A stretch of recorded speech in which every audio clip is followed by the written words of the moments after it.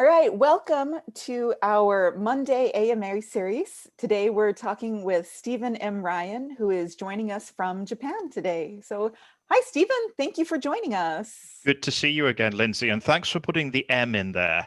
I went away for a couple of years. I came back, found somebody with the same name as myself, except the M in the middle name. And he's good. I actually get his fan mail. And he's Oh, a that's nice guy fun. as well, so it's hard to complain. He does Well, motivation. So if anybody tuned in wanting to hear about motivation, that's not me. That's the other guy. I've had that problem actually because you and I first met 5 years ago, many years ago anyway, I believe Yeah. at a conference in Taiwan. Hmm. And I had a great time talking with you there. And then I found out that Stephen Ryan was going to be at the COTESOL International Conference. And I got so excited to see my friend again. And And instead, you got the good one. That's well, that's a fair trade, I think. I got somebody I did not know, which was really shocking to me. I was so excited. Yeah, He's but he very is a nice. nice guy. Oh, yeah. I would complain about him, but yeah. No, I'm not complaining. It was just not what I anticipated. So, anyway, where are you in Japan today? I'm in my office at the university in Okayama, which is not one of the more famous parts of Japan. When people go to Kyoto and then decide to make a side trip to Hiroshima, we're about halfway between the two places. Oh, We have a really? world-class garden here if you want to stop off for a couple of hours on your trip between Kyoto and Hiroshima, but that's about the only reason people come here. A lot of hospitals as well, to tell the truth. Oh, why do they have so many hospitals?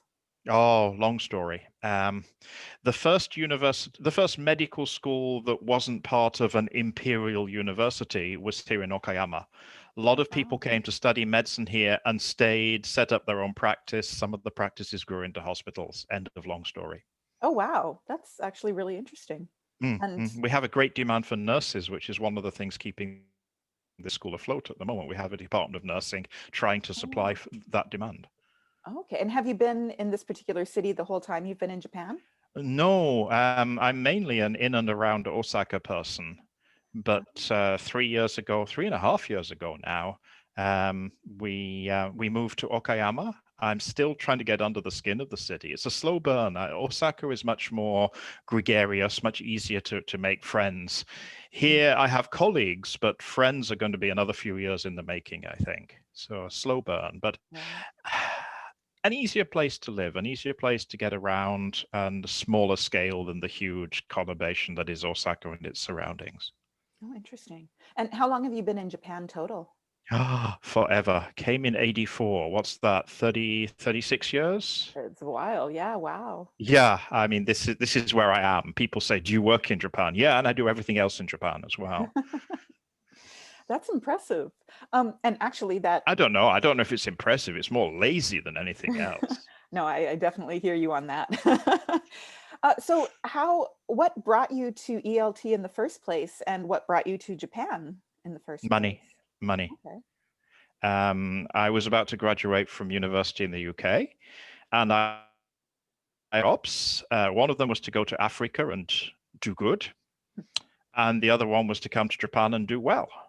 And I took the money, and I promised myself if anybody asked me why did you come here, I'd always be honest with them. I just served my penance once more. I guess I still feel guilty about not going to Africa to do good, but here I am, still doing well in Japan. It was a good choice. I mean, the more interesting question is why did you stay? And it's not just laziness. There are still intriguing things here. There are still things that I haven't figured out, and a decent living as well. Interesting. So what are some of the things you haven't yet figured out? I had a culture shock, what, 2.5 weeks ago. I mean, after 36 Really? years, it's a real excitement when I get a culture shock. I really usually have to go to another country to get a culture shock. But yeah, I turned in some papers for the president's signature here at the university. And her assistant got back to me and said, "What date do you want put on the papers? Mm. How about today's date or whenever the president signs them?" And it occurred to me that had happened before as well. Last time I turned in some papers. So I'm slow at learning from experience. But the second time I thought to talk to some colleagues about this, and I asked them, they said, "Oh, yes." They said, "It's quite normal when you turn in some papers, you specify what date you want them to be signed on." Really? Wow. That's whoops. And I thought, yeah, okay, that's interesting. Yes, shock's all about anyway, isn't it? Right. Wow. It's always nice to learn new things, I guess. Sorry, I think my internet is a little bit unstable here. You seem to be I breaking up. say I often travel in of culture shock. It sounded as though we're for each other there. Don't know if one was delayed and the other one. To answer the question, I often travel in culture shock. Okay. Once in a while, I can get it here as well. So that's nice, especially as we're on and not really able to travel. I'm not to the prefecture at the moment, so it's good to be able to get a culture shock here. That's very cool. And I know you are a huge advocate of traveling and study abroad. Where are some of your favorite places to travel? Well, anywhere I've not been before. Okay. Nunavut was in the news. You know Nunavut, the bit No. of the bit Canada that's reverted to the Inuit. They Mhm. don't have roads and things like that, so you take a small plane when you go anywhere. Oh, wow. Fascinated by the place, and it was in the news this morning, something about we celebrate Halloween differently in Nunavut. I didn't read the story, but I thought, yeah, that's still on the list. Got to go there just because it's different. I mean, I'm a child of the. My first heroes were astronauts, and in terms of different experiences, you can't do better than that. So I guess having realized I was going to fail the physical to be an astronaut and probably have the wrong passport as well, going to other countries, going to other places and experiencing them is the next best thing. Oh, wow. So what was your first trip abroad? I don't remember. Oh, I don't really? remember because my parents were travelers, and every vacation from school, they would take us not to the seaside, that was the norm in the UK when I was growing up at the time, but to France, to Belgium, to Switzerland, to the Netherlands. I don't remember which one was first. There is a picture of me about 4 years old sitting in a meadow in Switzerland under a mountain with a huge glacier on it. That probably wasn't the first one, but because of the picture, that stayed in my mind. But yeah, I think I got the travel bug from my parents. So after you graduated from university, it was really not a choice. You knew you weren't going to stay in the UK. Right. Yeah, that was the last place I wanted to be. I wanted to be somewhere different and new where I could learn stuff all the time. Oh, interesting. And surprisingly, it evolved into staying in the same place a lot. I mean, working in Japan, which gives me the money to travel to the other countries unless there's a pandemic. Right, right, of course. Well, when you were planning your future as an undergrad, did you choose your major with an eye toward travel, or did you just choose your major based on what you were interested in? That's Or a maybe really that's the good same thing. question. I mean, in the UK, we don't choose the major after we get Oh, into the school. We declare a major in order to get into the school. So, really? in my case, I applied to study a certain subject. But the reason I chose to study foreign languages was that the 3 year bachelor's course came with an extra year spent in the country where your language was spoken. Oh, So wow. a major factor in my decision to study French and German was I would get to spend a year in France. Except I tried really hard for it not to be France. Senegal was one of the countries. I think the other one was Tunisia that I applied for because they were francophone countries. But I ended up in the north of France, so far north I was almost in Belgium.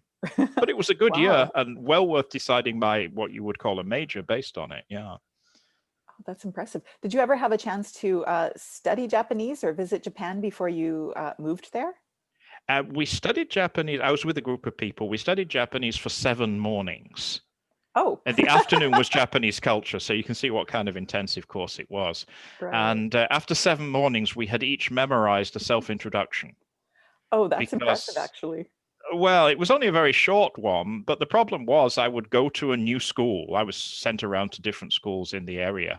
And I would go to a new school and do my self-introduction, which was becoming more and more fluent. And then people would ask me questions and I had no idea what they were saying because all I'd done was memorize the self-introduction.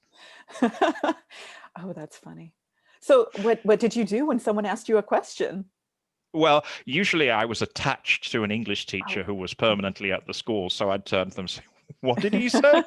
They came to me having heard the self-introduction, fully expecting that I was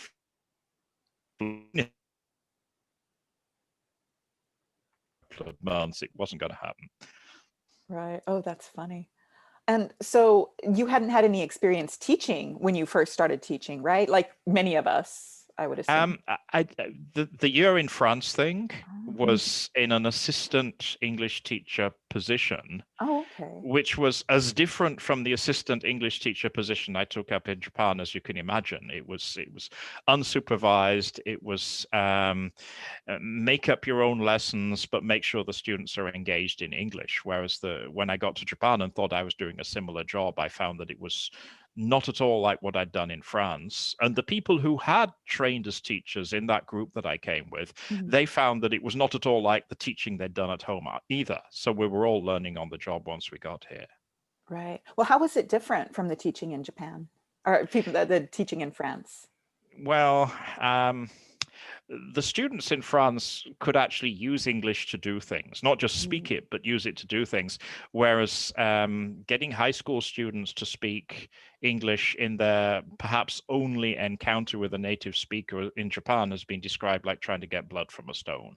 It certainly wasn't easy Mhm. at first, and it became the solution to that became rather formalized lessons where they knew in advance what they were going to say, or they had a choice of responses and so on. So it wasn't spontaneous, it wasn't natural, but at least they were speaking and getting reaction out of me. So I would say that the French experience was a lot more spontaneous and involved higher level thinking and higher level language skills as well. Just not Interesting. possible with a group of 50 Japanese students who, at that time, they might have seen a Mormon missionary in the distance, but apart from that, Oh, the idea wow. of a native speaker coming to their school was quite exciting for them. Oh, that's neat. But because they were excited, they kept quiet. Fair enough. Did you start teaching at the university level or did you teach younger students first? I was in high schools at first, literally Okay. as an assistant English teacher. Legally, we couldn't teach unsupervised, so there was always at least Mm. a Japanese teacher there, sometimes cooperating, sometimes just keeping quiet. And that was a 2-year deal. And when that came to an end, I thought, well, I like this, but I can't see a future of myself visiting lots of different high schools. There was no Mm. possibility to continue the contract anyway. But that's when I started applying to universities and seeing if anybody at the university level wanted a native speaker of English who was just learning how to teach. Unfortunately, they did. That's fantastic. And you've been there for, like you said, what, 36 years? Forever, yeah. Forever. That's not forever. But I wonder, I've noticed I've taught for far less than that, and I've noticed my teaching has changed radically Mm. over just the short time I've been teaching. How has your teaching evolved? How has your focus changed over the years? And how do you keep yourself interested and entertained as a teacher who is, who might have a routine that you enjoy? Oh, the last question is the easiest one. How do you keep Okay. yourself interested and entertained? It's the students. It's always the students. I just came hot foot from a discussion class with 5 of my students. They haven't much idea about discussion, even though this is lesson 6 of the course. But they are such fun to be with. That's where the pleasure, the entertainment comes from. I But the earlier questions you asked, how has it changed?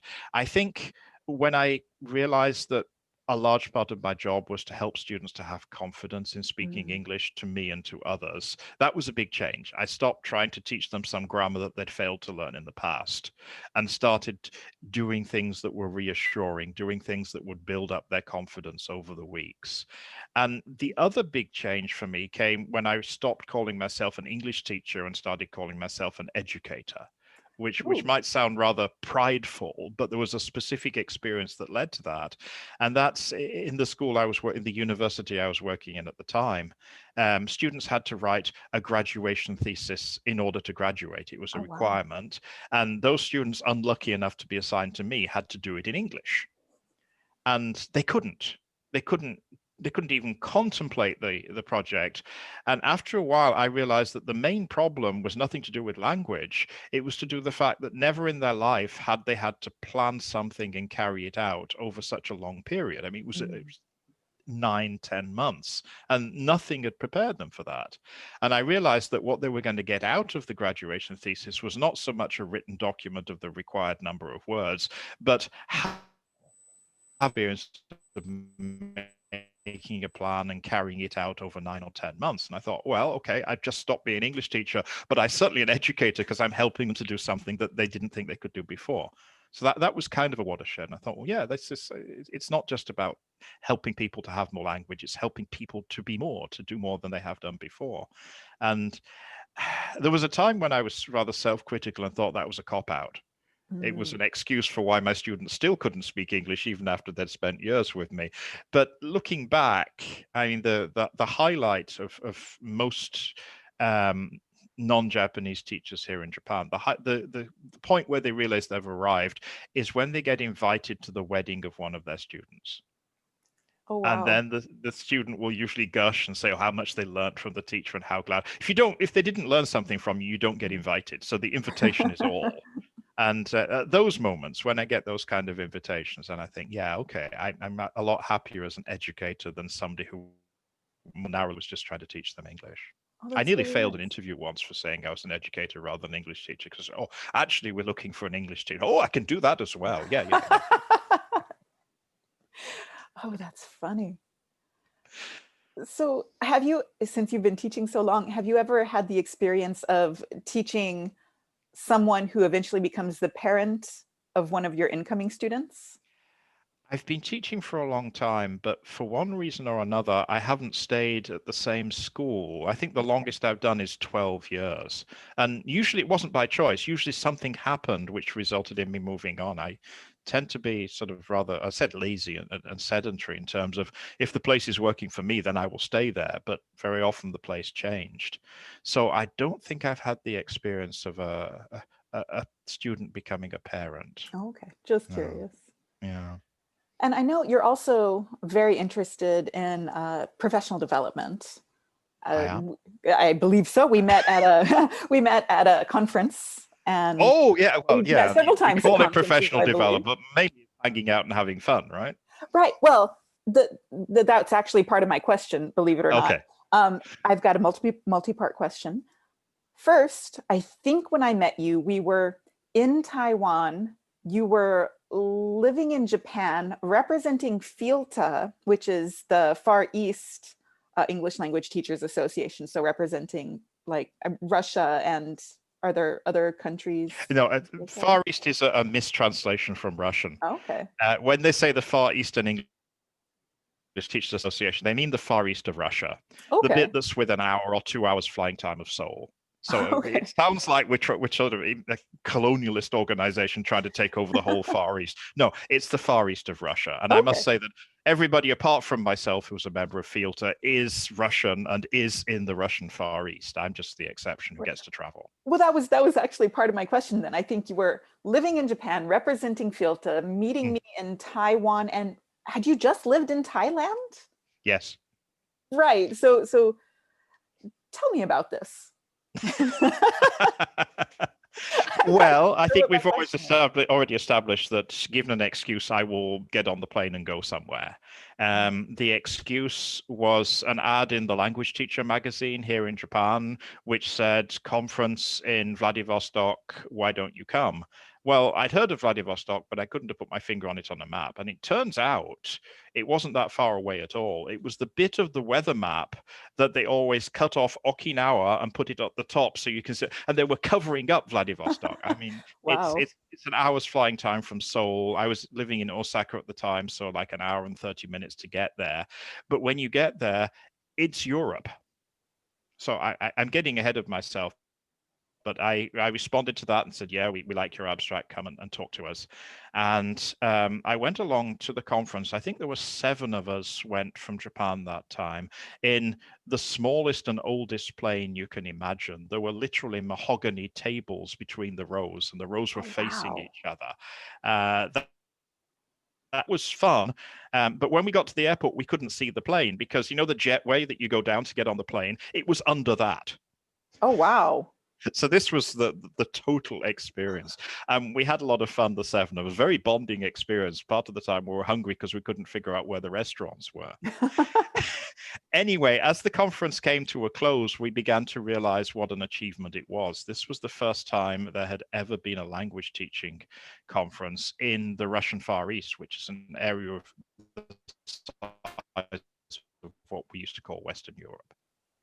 And the idea of being associated and learning from each other was not really in keeping with the Soviet idea of the way things should be done. Somebody in Moscow will tell you how to teach and you do it. There's really no reason to associate at ground level or at the local level.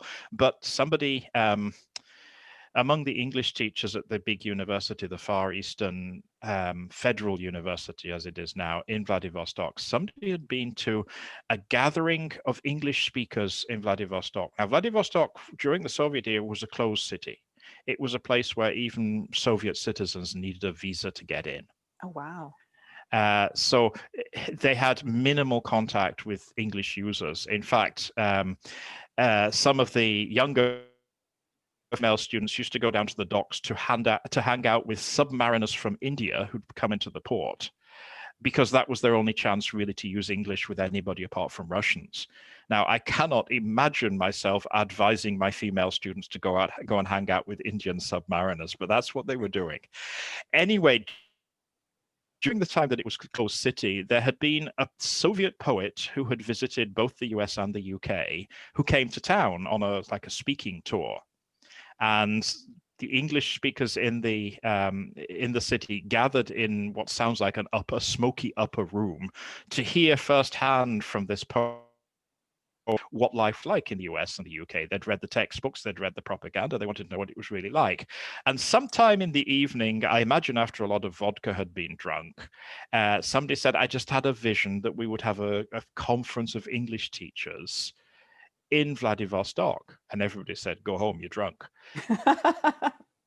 5 years 5 years later, I went to that conference, and just the idea of that is giving me goosebumps right now. That's impressive. After hearing that, I sort of went to one of the organizers and said, if there's anything that can be done more easily outside Russia, then here's my address. You can always count on me to do it. And boy, did they take me at my word. Before long, I was the association's representative to Asia, another grand title, which actually means hanging out with people like yourself in Taiwan, in Seoul, in various points east, where there are regional gatherings of language associations. And I always have to begin by apologizing and say, I'm sorry, I'm the only person who's not female. I'm the only person who's not a Russian. But I am the only representative who was available to come to this conference. And then at some point, somebody comes to me and says, oh, but your English is very good. And oh, no, you really haven't understood what I'm doing and why I'm here. So that's how I got involved with FIELTA and the whole kind of language teaching association diplomacy thing. That's really interesting. And what were you doing in Thailand then, right before we met in Taiwan? Now this is the less happy story. Oh, we don't have to go into it if you don't want to. My university closed. My university here in Japan closed because we failed to attract enough students. Wow. I don't wish that on anybody. It is one of the most unpleasant experiences, short of physical injury, that you can imagine. In our dying days, we were taken over by an international grouping of private universities, which I won't say they snapped me up, but I ended up teaching in their Thai school. Oh. Well, thought I was going there to teach anyway, but I ended up being an administrator there.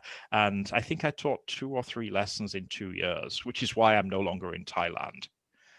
But with the school closing and that being very messy, it was a good time to go somewhere different, to not be in the Japanese context anymore. It turns out that was for a while. At the time, I thought it was forever, but it was for a while. And I did 2 years in Thailand, and then we didn't renew contracts because I wasn't doing what I wanted to do, which was to teach. And then I started the difficult process of finding a way back to Japan. Which worked out surprisingly well for me, but I think I was very lucky. It's not easy to establish yourself in Japan, and it's no easier to reestablish yourself in Japan either. Interesting. So if we had some members, especially members who are currently in Japan, maybe newly arrived or newer anyway, what advice would you give them for getting established in Japan? Money. You need to bring a pot of money with you, because whatever you think it's going to cost you to set yourself up here, it will be a lot more than that. It may be a while before you see your first paycheck, especially if you're without a job. Then if you're arriving without a job and to get the job after you're here. I mean, during the pandemic, but let's imagine there was something like normal times again. Finding the job, readjusting your visa so you can take up the job and so on is again going to take a lot of cash. Getting about takes a lot of money if you're not paid on a Japanese pay scale, and having somewhere to live costs, or setting up somewhere to live costs a lot of money as well. And all those expenses can come before your first paycheck. Oh, wow. Also, if you don't have a track record in Japan, you're probably going to start at something that is less that you're aiming for. You might be aiming for a university and you start out in a language school. You might be aiming for a full-time job in a high school and find that the best you can do is a part-time job in the high school. But starting is good. You need to have the patience to follow through on it.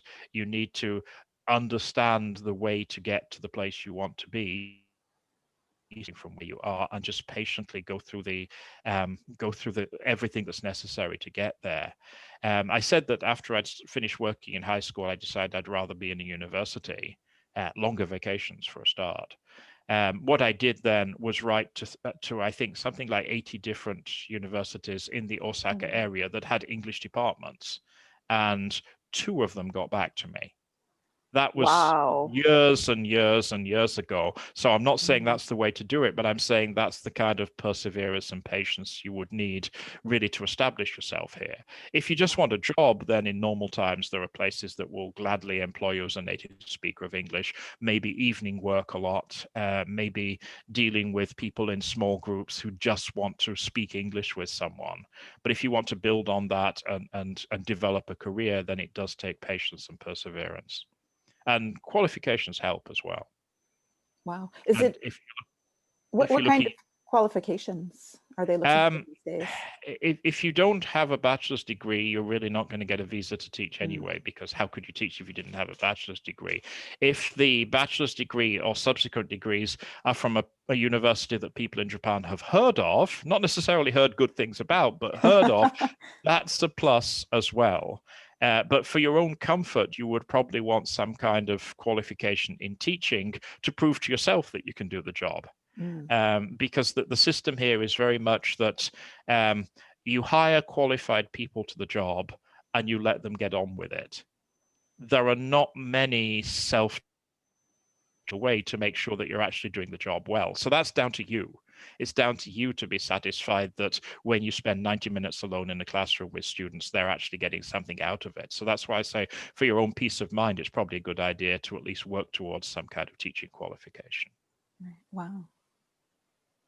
So along those lines, I noticed in your biography, you mentioned that you have experience as an administrator in Japan, and just you mentioned being an administrator in Thailand. So I'm wondering, first, have you hired people? What did you look for? Oh, hired a lot of people in Thailand and quite a few in Japan as well. Yeah.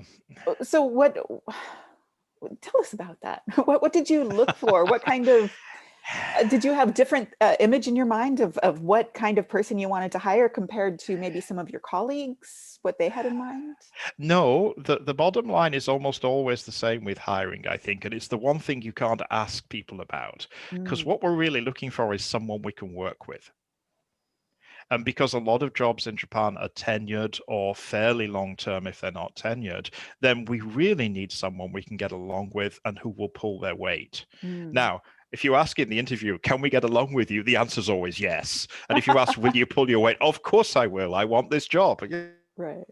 Yeah, so that doesn't work. So that's what most of the questions in an interview are trying to get at that. They might sound like they're asking about your background or the route that you've taken that's brought you to this interview, but what we really want to know is that. That's a separate issue from how you get into the room to do an interview. Because we advertise, we want certain set of minimum qualifications. Just between you, me, and whoever happens to listen to this podcast later, about 60% of applicants don't have the qualifications we ask for, but they still send in an application. And that's true of Japanese people and non-Japanese people across the board. So if you're holding back from applying for a job because you don't have the required qualifications, don't. Nobody else is holding back.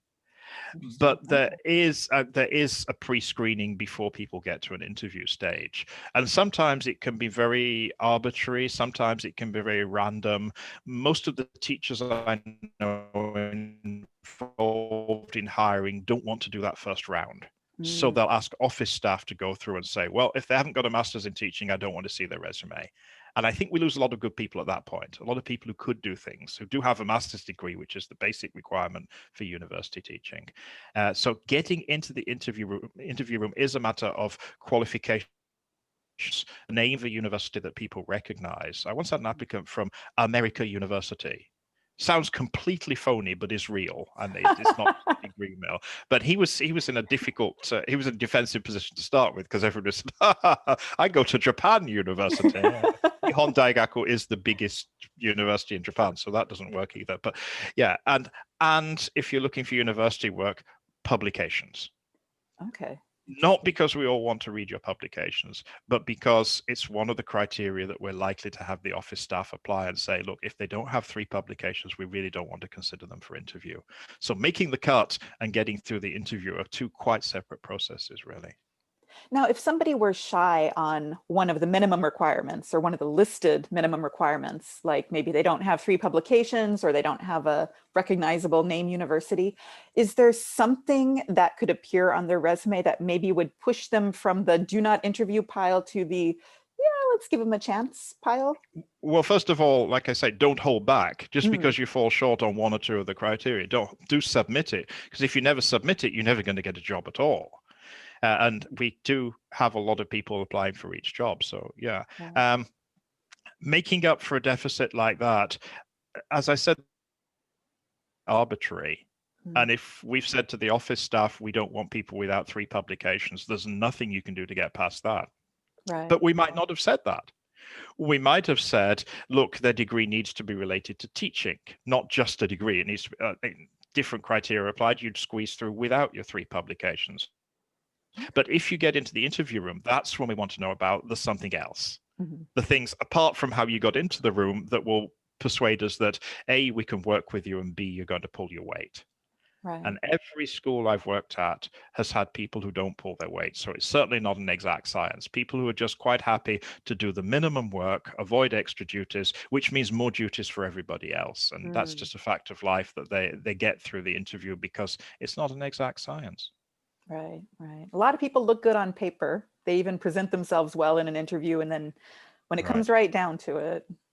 And like I say, you can't ask the key question, which is, can we work with you over a long period of time? Right. Oh, that's true. So I'm very curious how you got into the position of being an administrator at a Japanese university. That was a combination of accident and not yet having learned to say no. Okay. My resume goes something like this: teach English, teach English, teach English, teach English, head of department, head of faculty, vice president of the university, president of the university, teach English, teach English, teach English, teach English. And all that happened literally in about 1.5 years. Oh my. Those apparent promotions. Yeah, but remember I said the university closed because we couldn't get enough students. You don't just close your doors and say, sorry, goodbye. Not if you're a university. You have a duty to the students who are already on your rolls. So as the university was dying, that was when I made my meteoric rise. Wow. Mainly because a lot of other people were saying, no, I don't think I want to do that, meaning I'm going to leave this school as soon as possible. But that's not really in my nature. So I said, well, yeah, okay, I suppose I could be head of English. I know the people well. I could work with them. Oh, and the rest of the faculty, well, yeah, okay, I'll give it a try. And yeah, big mistakes. So during that short time when you were the, was it vice president and then president of the university? If you want to get technical, vice president, president, vice president, president, in that order. Okay.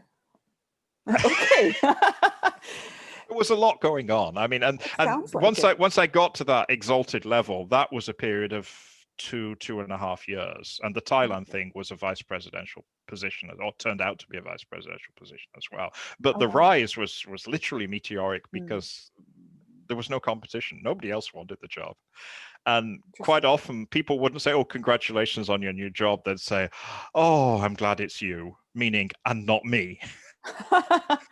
Right. Oh my. So I'm very curious, during the time when you held those positions, yeah, how was it working with what I imagine is a predominantly Thai and predominantly Japanese faculty, and having so many colleagues who were not from the UK, not from a Western country, and maybe have different ideas about how a university should operate.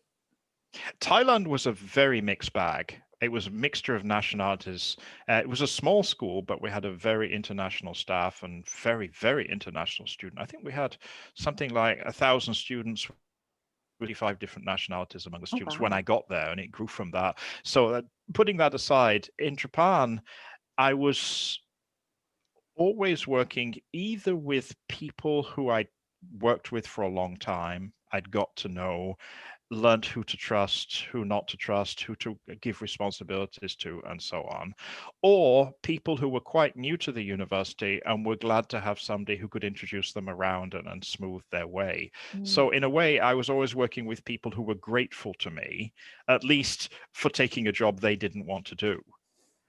So I remember our job was not really to build up the university; it was to close it down. Or for a while, we had a relaunch plan, which failed to launch, as they say.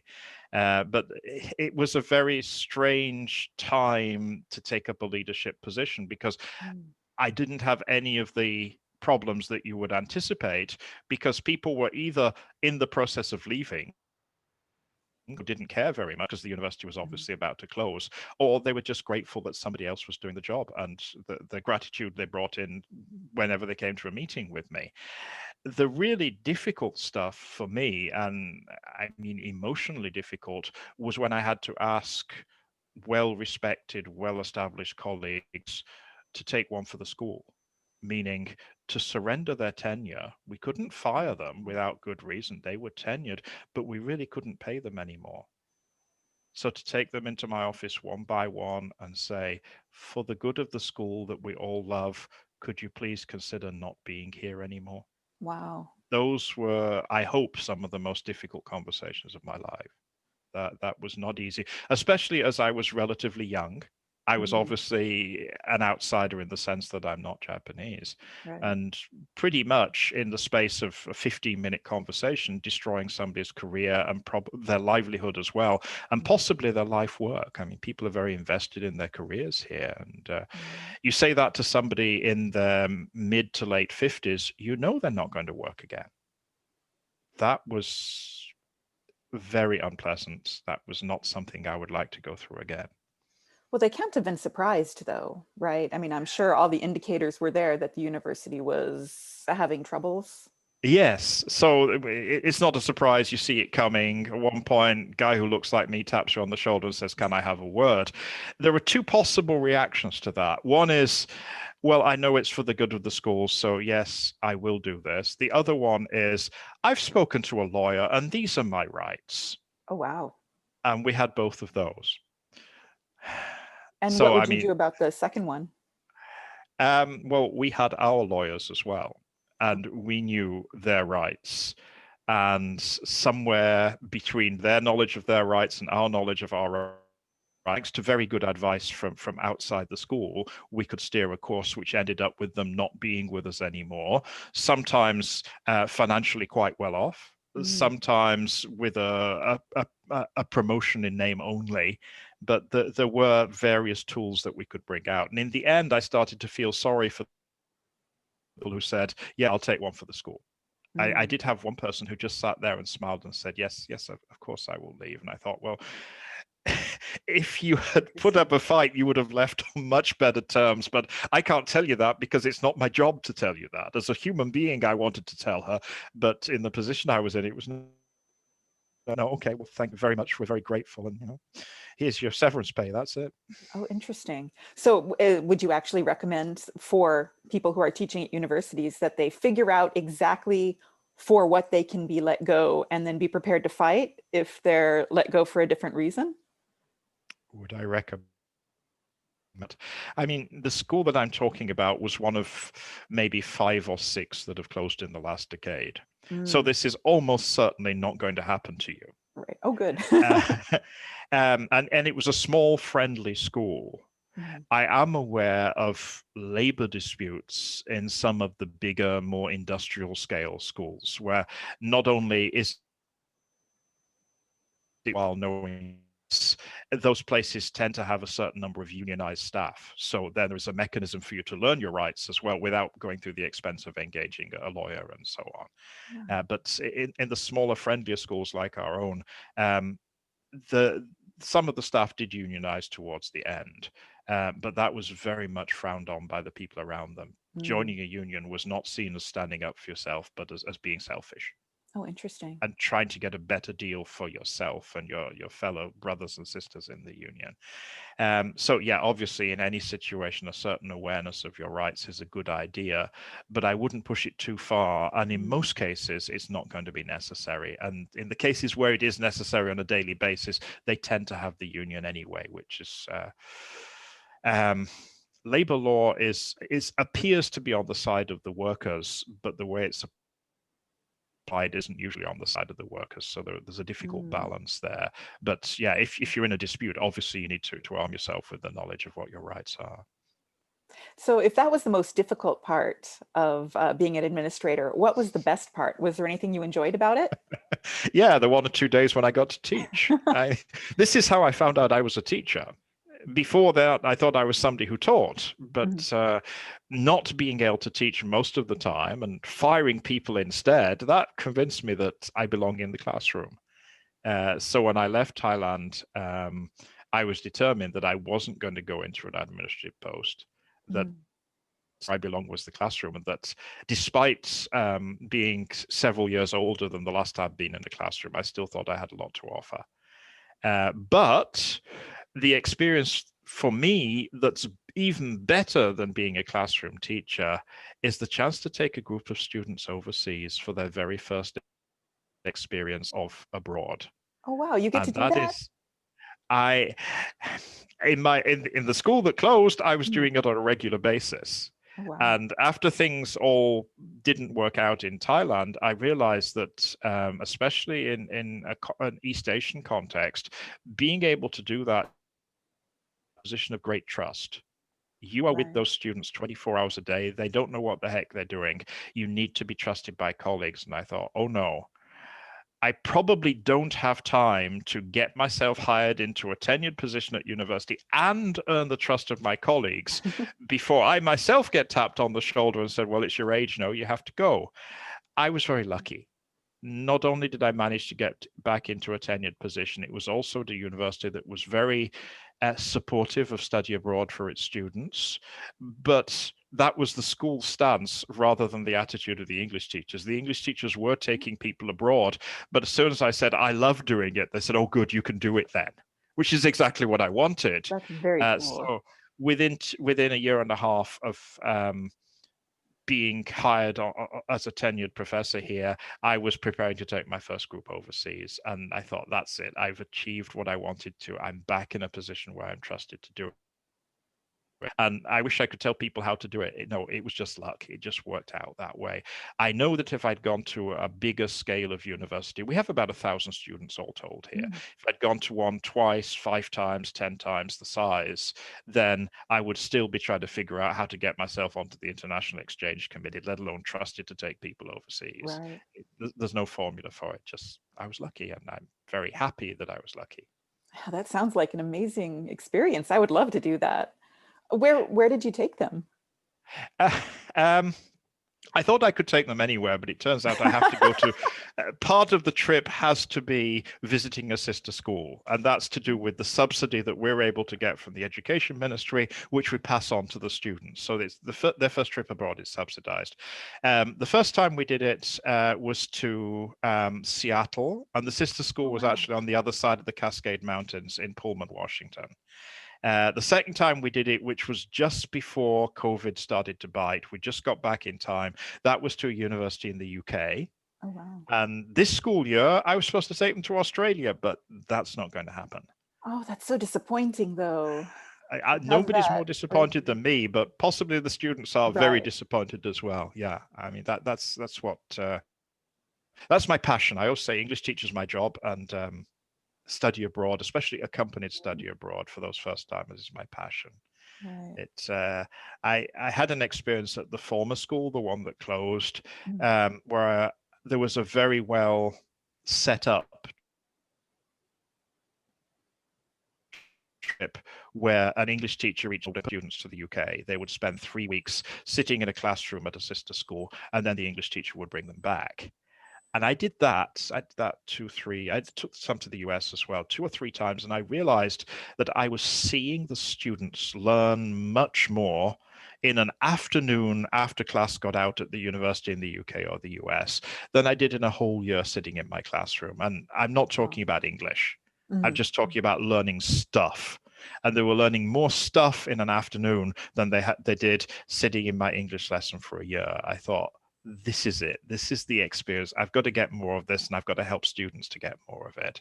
And that's where I went over to the kind of program where students don't sit in the classroom. The whole feature of these programs is that they get to be out there in the supermarkets, in the sports stadiums, in the shopping malls, and in the hallways of the school. We do one activity, which is a fashion check. What are local students wearing? What's in fashion here that wouldn't go down well in Japan or that would go down well in Japan?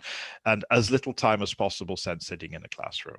And when we do go to a classroom, it's usually to observe the interaction. It's not to study some English, because we have English teachers here. The students don't need to go overseas to study English. Right. But they do for everything that surrounds the study abroad experience, that the 18 hours a day when they're not in the classroom.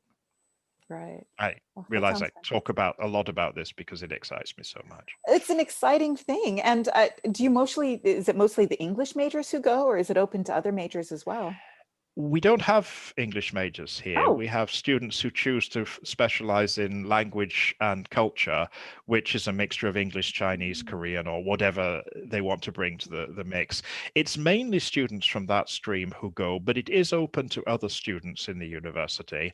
The nursing students don't really have time in their curriculum to do it. They need to go off to practicums and internships, that's the word, internships in hospitals during what for the rest of us are the summer and winter break, which is a pity. I would love to set up an exchange with a nursing school where we would take our students over there and do something about nursing and maybe get into a hospital as well, because that would be eye-opening, but within the confines of their speciality.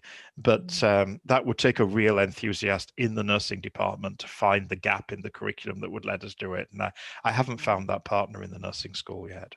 Oh, that's a shame. I bet that would be a really interesting experience for them, because nursing is cultural too, definitely. And there was a move for specialize a little more in tourism related activities at the school, because most of our students end up working in hotels or working as tour guides, and so certainly the ones who are studying language and culture. So there was an idea we could prepare them better for that. And of course, what I wanted to do was to take them to famous tourist spots and go behind the scenes.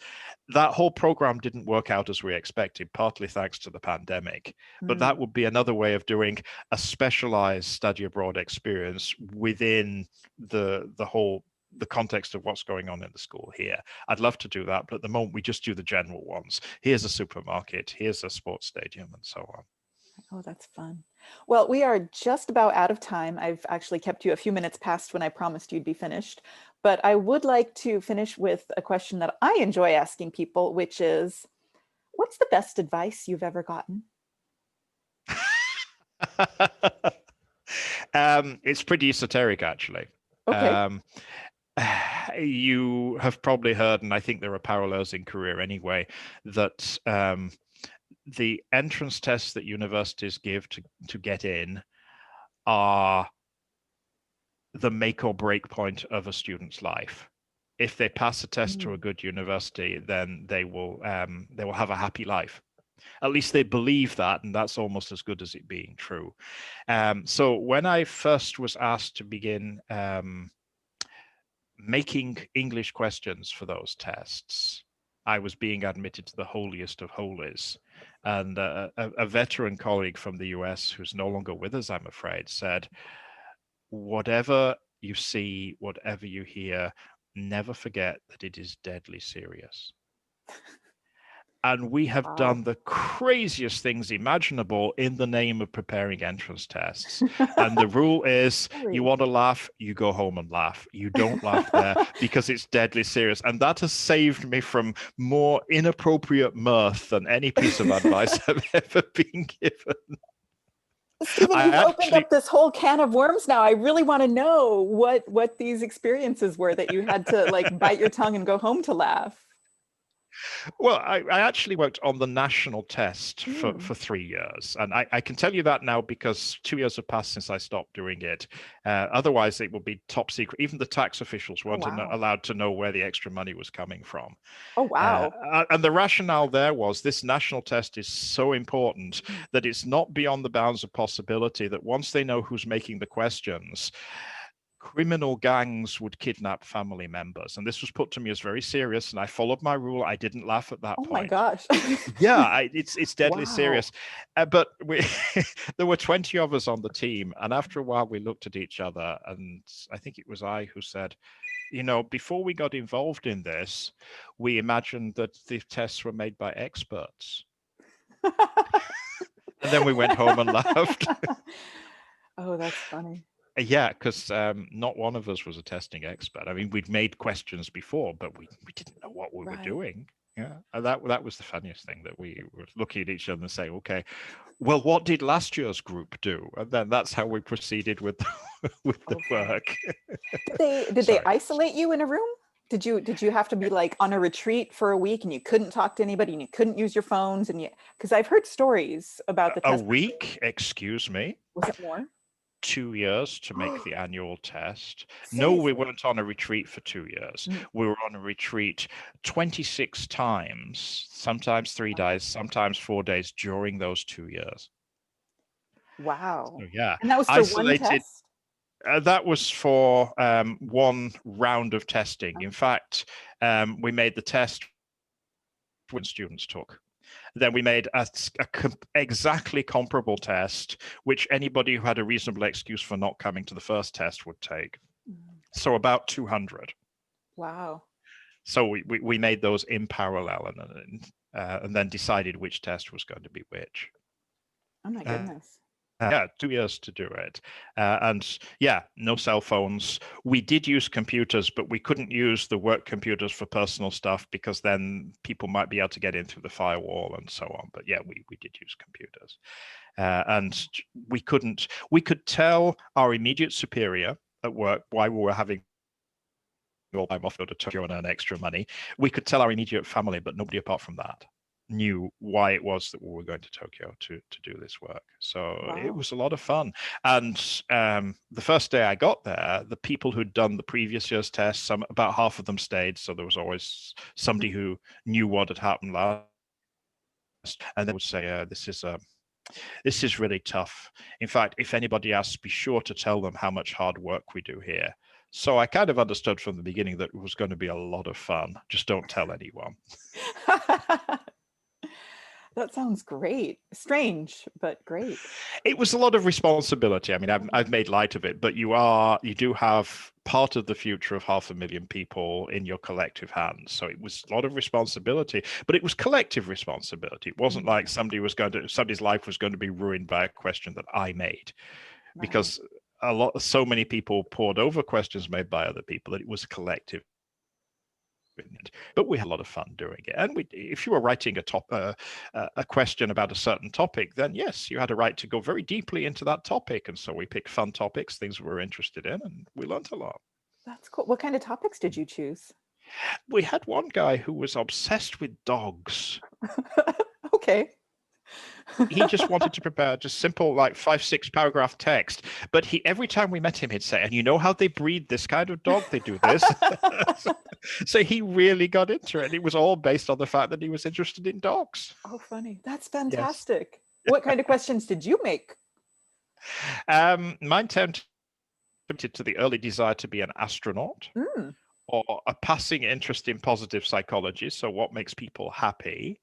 Or that you could often look at a question, and if you knew me, you'd know I'd made it because it would involve reading something or taking information in one form and changing it to another. So it might be read this and draw a graph, or it might be look at the graph and write something about it, that kind of thing. I could see what was being tested there. So that was the kind of question I liked to make. But topically, it was up to us what we did.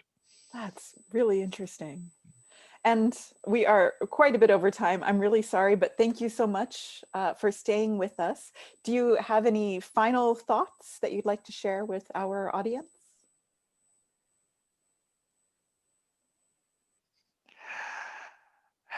Teaching in this part of the world can give you all kinds of opportunities. I talked about some opportunities I'd rather not have had, but it's been a lot of fun along the way. As long as you don't forget, it's all about the students. Everything you do, teacher, administrator, it's about the students. It's about their future. It needs to be taken responsibly. But once you do that, boy, can you have a lot of fun with the students. I think if you don't like students, you shouldn't become a teacher. I love my students. And that's usually the sign of a good teacher, yeah. Right. Well, thank you very much, Stephen. Thank you all for watching. And I hope that Stephen will join us again in the future. And also everybody viewing, please come back in a few weeks for another Monday AMA with the COTESOL Membership Lounge. Thank you so much. Thank you too.